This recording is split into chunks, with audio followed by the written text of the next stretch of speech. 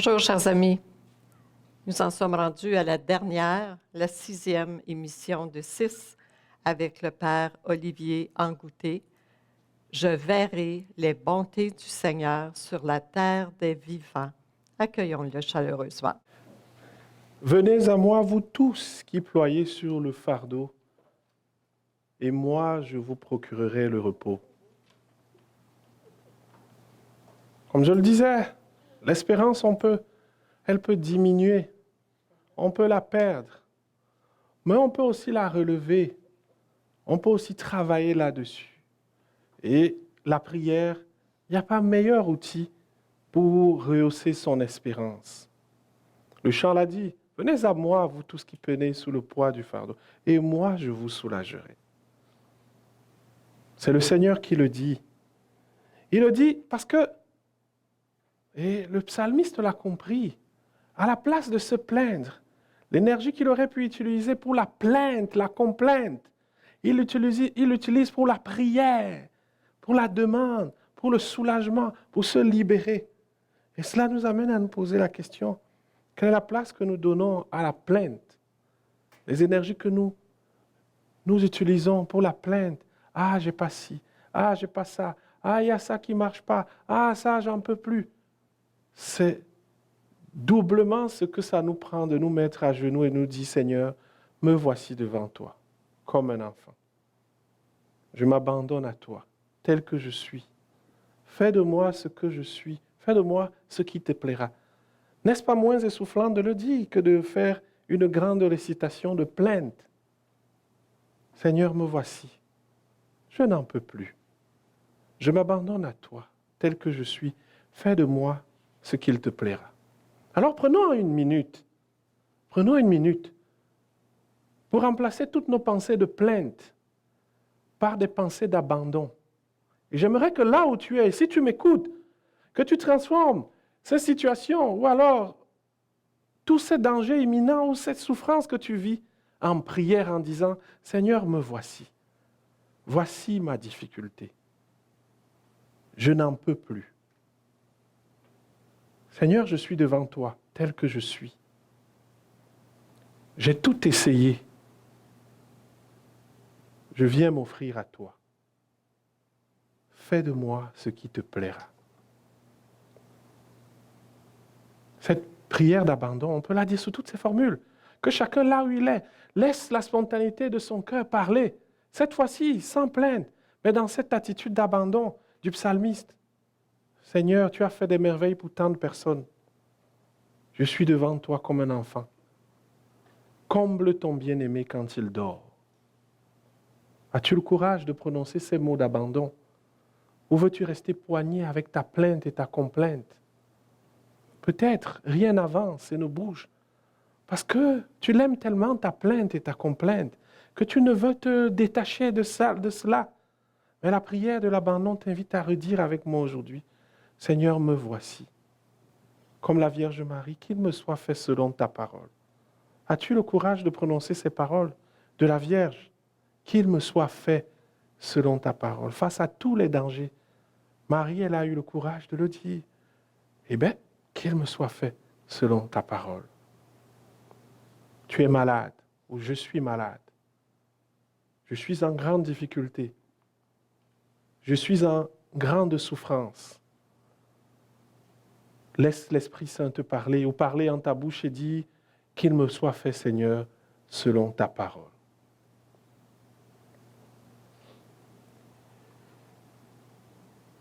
À côté de la prière, il y a aussi d'autres moyens que la liturgie nous donne, notamment la catéchèse qu'elle nous donne pour raviver notre espérance. Et j'aimerais parler ici, il y en a beaucoup, les outils pour raviver notre espérance, mais j'aimerais parler de quelque chose qui me tient à cœur parce que c'est dans l'air du temps. Pour grandir dans l'espérance, pour raviver son espérance, il nous faut changer de lunettes. Qu'est-ce que j'appelle changer de lunettes? C'est changer la vision du monde. C'est changer notre compréhension du monde. Pourquoi il faut la changer? Parce qu'on ne peut, et je n'exagère pas, il me semble Il me semble que depuis un certain nombre d'années, nous nous laissons bercer par le rêve que le bonheur, c'est l'absence de difficultés. On ne voit que des formes parfaites à la télé. Des personnes qui rient, ils n'ont pas de problème. Ils n'ont aucune difficulté. Et c'est là le curseur du bonheur dans notre existence aujourd'hui. Bonheur égale absence de toute souffrance. Mais est-ce là le bonheur? Alors changer de lunettes, c'est épouser la vision de Jésus. La vision de Jésus, c'est qu'il n'y a pas le dimanche de la résurrection sans le vendredi saint. Et que ça peut passer par là. Le bonheur passe parfois par des chemins rugueux. Et que les chemins rugueux peuvent être des écoles d'apprentissage. Quel est le regard que nous posons sur la vie, sur ce que nous appelons le bonheur? Vers quel type de bonheur courons-nous aujourd'hui? À chaque fois que Jésus accorde la guérison physique à tous les malades dans les évangiles, il continue, va, ne pêche plus. Il pourrait en arriver pire. Comme quoi, ce n'est pas parce qu'on a un rétablissement, qu'on a un apaisement, que tout est parfait, rien n'arrivera plus. Comme quoi, le bonheur nous met en position, la quête du bonheur nous met en position de passer parfois par des apprentissages de la vie. Il y a une philosophie de jouisseur qui s'irradie dans la société, où l'on conçoit le bonheur comme l'absence de souffrance, où l'on conçoit le bonheur comme la perfection dans le sens « il n'y a aucune égratignure ». Mais est-ce que cela est-il vraiment vrai? Est-ce que cela est réaliste? Pour vous qui m'écoutez, qui vit sans avoir des bibites? Ça existe, ça? Peut-être le bonheur, c'est la manière qu'on prend les situations de la vie et moins l'atteinte de cette vie-là terrestre où il n'y aura plus de souffrance. Et on comprend que c'est ce que notre foi chrétienne nous apprend, que ce bonheur-là, c'est lorsqu'on verra Dieu face à face. Quand Isaïe décrit le paradis, la vie avec Dieu, il dit, ce festin de viande grasse et de vin capiteux. Ce bonheur parfait, on ne peut l'avoir que lorsque l'on aura communié avec Dieu. Alors, voulons-nous le bonheur éternel sur terre? Courons-nous vers un bonheur éternel sur terre? Cela est-il réaliste? Assurément, l'espérance est ce qui nous fait avoir confiance en Dieu maintenant. Mais l'espérance est aussi réaliste parce qu'elle nous apprend qu'il faut regarder la vie, le monde, en prenant les merveilles comme des occasions d'action de grâce, mais les difficultés aussi comme des occasions d'apprentissage. Alors, quel est mon rapport avec la souffrance? Quel est mon rapport avec la difficulté?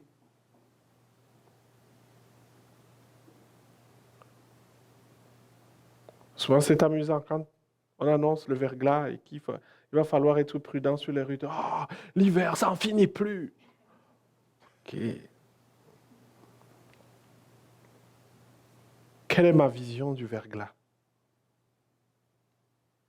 Est-ce que avoir du verglas, c'est la fin des temps et qu'une vie parfaite serait une vie sans hiver? Est-ce qu'on pourrait vivre intempestivement et permanemment sous 25 degrés? Ou est-ce qu'on a besoin de temps en temps de descendre en dessous de 0? Est-ce que ça fait du bien? Est-ce qu'on pourrait avoir du sirop d'érable si on ne descend pas en dessous de 0? Parfois, on veut juste les 25 degrés du sud, tous les jours, au risque de se brûler aussi. Alors, quel est mon rapport avec la difficulté?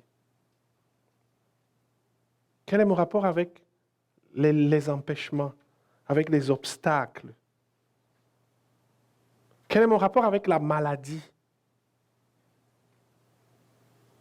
Quel est mon rapport avec l'échec? C'est correct d'échouer.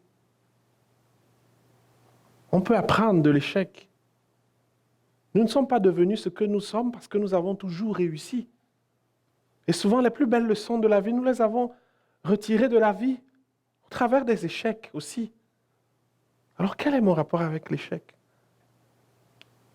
Pourquoi ai-je si peur de l'échec et de la souffrance? Comme je le disais au début, il y a des personnes qui ont redécouvert la valeur de la vie, ce que c'est que prendre soin de soi, ce que c'est que être aimé et aimer ses proches sur un lit d'hôpital quand elles étaient souffrantes. Et le Seigneur nous appelle parfois à aller là-dedans, dans ces expériences difficiles, pour faire nos examens de conscience. Si on réussit à tout, si tout marche parfaitement, il nous est difficile de faire un examen de conscience. Souvent, les échecs, les difficultés sont comme des aiguilles que le Seigneur vient mettre dans nos ballons, tout rosés, pour nous ramener au wow, wow, wow, wow. Tu as encore des choses à apprendre pour aller loin. Alors, quel est mon rapport avec l'échec? Quel est mon rapport avec la difficulté? Alors, prions. Humblement, disons au Seigneur, Seigneur, souvent, nous voulons juste que tout aille bien, que tout soit super, super. Mais la réalité nous rappelle et nous montre que ça ne peut pas toujours être super. En Jésus, tu nous as montré le modèle. Dans les temps de joie, il sait te rendre grâce. Mais face à la menace de la croix, il sait aussi s'ouvrir à toi. Il sait aussi célébrer ce qui est essentiel. Il se réunit avec ses apôtres. Il célèbre la fraternité, l'amitié. Apprends-nous, Seigneur, face à la difficulté, à rester serein. Comme le psalmiste, comme Jésus, comme Marie. Apprends-nous à ne pas perdre pied lorsque nous sommes en difficulté. Aide-nous à voir ces moments de difficulté, de souffrance, de maladie, comme des écoles de vie. Ouvre nos cœurs pour que nous sachions accueillir les leçons que tu veux nous faire passer. Comme on purifie l'or au feu. Nous voulons croire que par les difficultés, les épreuves, tu veux nous purifier pour nous aider à devenir meilleurs. Ouvre nos cœurs à l'intelligence de ta foi et fais de nous des argiles entre les mains du potier. Donne à nos vies la forme que tu souhaites que l'on ait. Amen. Malédiction qui était associée, qui était là pour contrecarrer tous les efforts que tu étais censé faire et qui te faisait tourner à rond. Et la bonne nouvelle, c'est que quand tu acceptes de dresser l'autel après avoir détruit cela, Dieu lui-même s'occupe maintenant d'envoyer le feu du ciel pour consumer, afin que tu sois libre et libéré. C'est le souci de Dieu. On peut perdre l'espérance, mais on peut la rebâtir. La rebâtir en gardant sa connexion à son Créateur par la prière. Rebâtir son espérance en épousant humblement la vision de la vie que le Seigneur nous propose. Rehausser aussi sa foi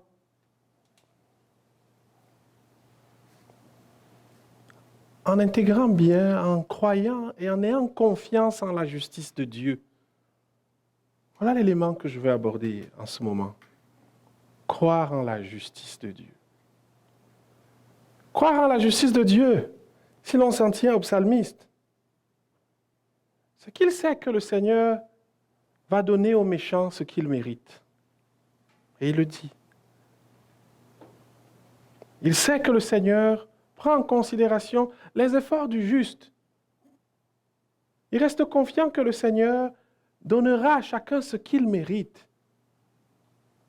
Et Jésus renforcera cette foi en la justice de Dieu. Au chapitre 25 de l'Évangile selon saint Matthieu, lorsqu'il parle du jugement dernier, oui, les justes prospéreront en Dieu et les méchants auront le salaire de leurs actes. C'est Jésus qui l'a dit. Alors dans le psalmiste, il remet ceux qui lui veulent du mal à la responsabilité de Dieu. Parce que Dieu peut les faire passer par des épreuves pour qu'ils se convertissent. Il croit en la justice de Dieu. Et l'une des bases de l'espérance, c'est que ce que je fais, la fidélité à laquelle je me garde en faisant ce qu'il y a à faire, même si je ne gagne pas aux yeux des hommes, je gagnerai aux yeux de Dieu parce que j'ai fait ce qu'il y avait à faire. Je me suis gardé fidèle. C'est ce que le psalmiste veut dire.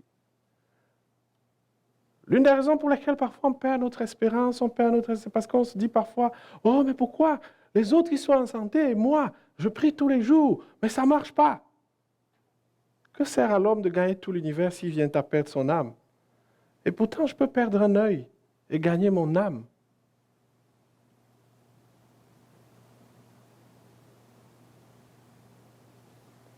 Croire en la justice de Dieu, c'est avoir confiance que si je me garde du mal, si je fais ce que j'ai à faire, si je me garde fidèle à sa parole, même si je ne gagne pas, même si je ne réussis pas aux yeux des hommes, peu m'importe, le regard humain, c'est d'être en harmonie et en communion avec mon Dieu.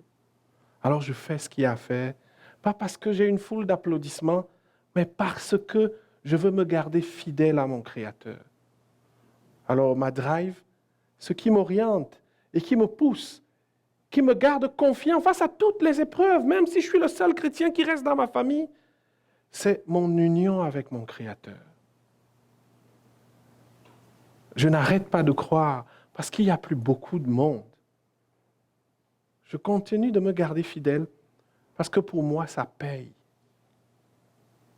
Et quand vous êtes dans cette attitude, les gens vous demandent, mais comment ça se fait que tu continues de faire ça? Je dis, juste à regarder mon visage. Ça m'épanouit. Alors pourquoi je devrais arrêter ce qui marche avec moi? Qu'on le veuille ou non, il y a une tendance à être influencé par l'entourage. Et aujourd'hui, quand on parle de la foi, quand on parle de l'espérance chrétienne, beaucoup de gens disent « je ne crois plus ». Pas parce qu'ils n'y croient pas vraiment. Parce que tout autour d'eux, il y a beaucoup de personnes qui disent « je ne crois plus ». Et donc, ils ne croient plus donc aussi parce que c'est plus fashion. Ce n'est plus fashion de dire « je crois ». Ça ne passe plus. Mais dans le silence de leur chambre, ils prient encore « oh mon Dieu ». La preuve, c'est que face à tous les incidents, les accidents, les gens « oh mon Dieu ». Ben, tu ne crois plus, là. Dis plus, mon Dieu, si tu ne crois plus, là. On croit encore tous. Mais peut-être on cesse de le dire et on cesse de pratiquer, parce qu'il y a beaucoup de monde qui ne font plus ça. Il y a beaucoup de gens, et c'est pour ça que parfois quand on dit, non, il ne faut pas dire mon Dieu, je dis, c'est correct. Au moins, c'est son dernier lien avec Dieu. Oh, Seigneur, tu es athée, tu ne crois plus, là. Mais Seigneur, tu l'as encore là. Oh, moi, je ne suis plus croyant, ces affaires-là, ça n'a pas d'allure. Mais dès qu'on a une difficulté, oh Seigneur, mon Dieu, c'est une hypothèse, mais on comprend que dans beaucoup de cas, beaucoup de personnes ont encore Dieu de manière inconsciente, en eux. Mais ils luttent contre cette idée de dire, OK, je m'abandonne à Dieu. Tout simplement parce que le plus grand nombre ne croit plus et ne pratique plus. Ça ne paraît plus beau de dire, je vais à l'église, alors je ne crois plus, moi aussi. Alors, croire en la justice de Dieu, c'est se dire, ce n'est pas les hommes, ce n'est pas la foule qui m'acclame qui importe. C'est ce qui se passe entre eux. Mon Dieu et moi, ça revient à l'alliance. J'ai fait alliance avec lui. Je me tiens fidèle, peu importe. Ça marche pas. Je lui ai donné ma parole et je chemine avec lui. Il ne m'a pas encore dessus, je continue avec lui. La justice, croire à la justice de Dieu, c'est aussi croire que Dieu sait ce qui est bon pour chacun. C'est une autre conception de la justice. Quand, dans Matthieu chapitre 5, verset 5, les béatitudes, le Seigneur Jésus dit, « Heureux les justes, ils auront le ciel. » Ce n'est pas juste uniquement dans le sens ils ont fait tout ce qui est juste. C'est aussi ceux qui savent que Dieu donne à chacun ce qu'il lui faut. Alors si on dit que Dieu est juste, c'est parce que Dieu reste conscient que la santé, c'est important pour toi. Il sait que la paix intérieure, c'est important pour toi. Il est juste. Il est un Dieu juste. Il sait ce qu'il te faut. Il sait que tu en as besoin. Il sait que pour aller loin, tu as besoin de cela. Et parce qu'il est un Dieu juste, il va te le donner. Alors crois-tu que Dieu est un Dieu juste? Crois-tu encore qu'il est un Dieu juste? Il est capable de te donner ce qu'il te faut en temps opportun comme un bon Père. Mais crois-tu en la justice du Père? Souvent on se dit, ah mais moi ça fait 2 ans je prie, ça ne marche pas. Alors que mon ami ou mon voisin, il ne prie même pas. Non, Dieu donne à chacun ce qu'il lui faut. Il y en a, ils ont besoin des jouets. Quand on est parent, tous les enfants n'ont pas les mêmes besoins. Alors voilà les choses qui frustrent souvent et puis on abandonne la foi en disant, mais les gens ils prient même pas, ils ont tout. Parce qu'à chaque fois, à la place de dire, moi j'ai besoin de quoi, on se dit, mais pourquoi les autres, ils ont, moi pas? Pourquoi pour moi ça passe? Pourquoi mon chemin? Mais chacun a son chemin. Quand Pierre va voir, quand les apôtres vont voir Jésus, on dit, ah, mais oh, toi tu as dit ça à Pierre, mais nous, qu'est-ce qui va se passer avec nous? Jésus dit, ben, si moi je veux que lui meure comme ça, où est votre problème? Et si moi je veux que tel meure, finisse de cette façon, où est votre problème? Chacun a ce qu'il lui faut. Dieu sera donné à chacun ce qu'il lui faut. Souvent, c'est à cause de la comparaison qu'on perd la foi. La plupart des temps, les personnes qui disent « moi, je ne crois plus, j'espère plus », parce que « ah, mais il y a des gens, tout le monde a déjà eu, ça part ». Mais oui, ton heure arrive. Même dans les soupers, tout le monde ne peut pas se servir au même moment et tout le monde ne peut pas choisir les mêmes morceaux. Alors, crois-tu que Dieu est juste? Il y a du monde qui guérit en 1 jour, mais il y a aussi du monde qui guérit en 100 jours. Il y a du monde qui se convertit dans le berceau, mais il y a aussi du monde qui se convertit à la dernière minute. Parce que Dieu est un Père et que son objectif, c'est d'avoir tous ses enfants, il donne à chacun ce qu'il lui faut et il accueille chacun en son temps. Les ouvriers de la dernière heure, ils ont eu tous le salaire, mais ils n'ont pas été appelés au même moment. Souvent, ça nous frustre, ça dit, ah mais non, moi je ne crois plus, je ne compte plus parce que je prie, ça ne marche pas. Ben oui, il y a des gens qui ont prié en 1 jour, ils ont eu ce qu'ils veulent. Il y a des gens qui prient toujours en 1 jour, ils ont ce qu'ils veulent. Il y a des gens aussi, ils prient en 10 ans, ça arrive à la 11e année. Mais Dieu donne à chacun ce qu'il lui faut. Il y en a à qui Dieu veut apprendre de la patience. Il y en a à qui Dieu veut appeler, il y en a que Dieu appelle à découvrir ce qui est essentiel. Et les fait endurer le temps de la patience pour dire, OK, est-ce que je voulais vraiment cette affaire pour les bonnes raisons? Est-ce que je voulais être riche parce que j'ai besoin de distiller le bonheur ou je voulais être riche pour me comparer aux autres? Alors Dieu va me faire attendre un peu parce que mes intentions ne sont pas encore pures. Alors si l'on croit que Dieu est juste, il sonde les cœurs et les reins, il saura nous donner ce qu'il nous faut en temps opportun. Si vous avez 2 enfants, l'un qui crie trop pour avoir des affaires et l'autre qui est patient, vous n'allez pas continuer de donner à celui qui crie trop parce qu'il vous a embarqué déjà dans son jeu et sa dynamique, il vous manipule. Il crie, vous donnez, il crie, vous donnez. Et vous continuez de donner, qu'est-ce qu'il fait? Il vous manipule. À un moment, vous avez besoin de le calmer en disant, non, tu cries, ce n'est pas toujours pour les bonnes raisons. Peut-être ce que tu veux est important, mais la manière que tu le fais, c'est parce que tu veux agrandir ton pouvoir, ton influence. Alors, tu n'auras pas ça maintenant, tu auras autre chose, ce sont les autres qui auront d'abord. Alors, croire en la justice de Dieu, c'est ne pas comparer que tel a eu, mais pourquoi pas moi? Parce que Dieu nous aime de manière individuelle et il donne à chacun ce qu'il lui faut. Est-ce que je crois en la justice de Dieu? Ce que l'autre a ne sera pas forcément ce que je dois avoir ou ce qui sera opportun pour moi. Alors, quel est mon rapport avec la justice de Dieu? Est-ce que je veux d'une justice égalitaire où Dieu fait chaque chose à tout le monde? Il rassemble tous ses enfants et il donne à tout le monde ce qu'il faut en un temps X, bam! Ou bien j'accepte que chacun ait sa trajectoire, son processus avec Dieu, y compris moi.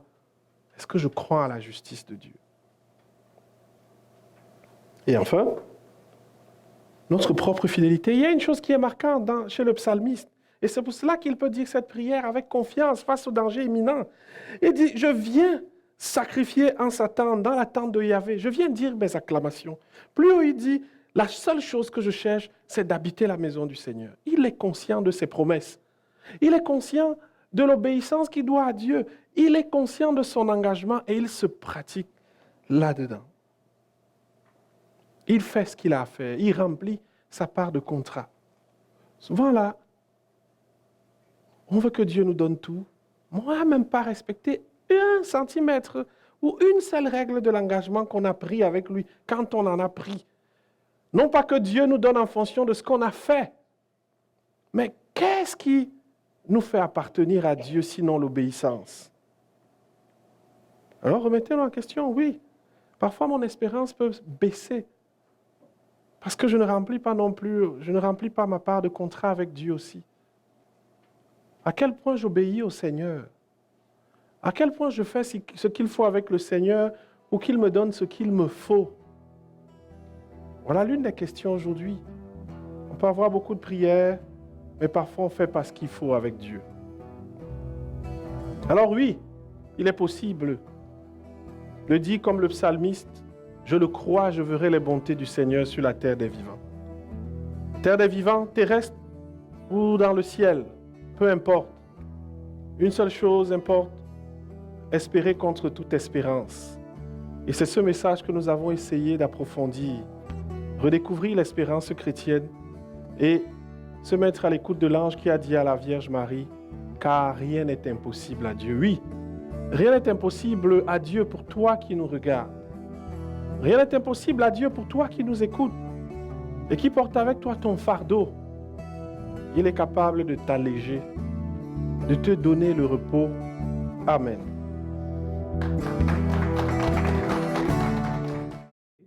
Par le Seigneur comme témoin et doit accepter au fond la mission en serviteur, en servante du Seigneur, un peu comme Marie.